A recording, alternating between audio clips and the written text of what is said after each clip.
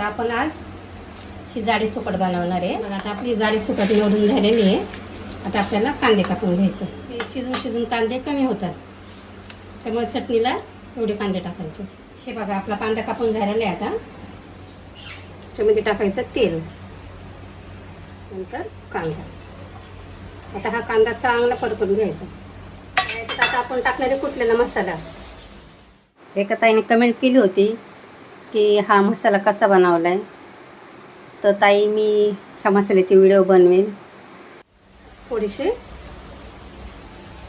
हळद, चवीनुसार मीठ. धुवून घ्यायचं आपल्याला. आता ते धुवून झाले. ओके, आपण याच्यामध्ये टाकूया.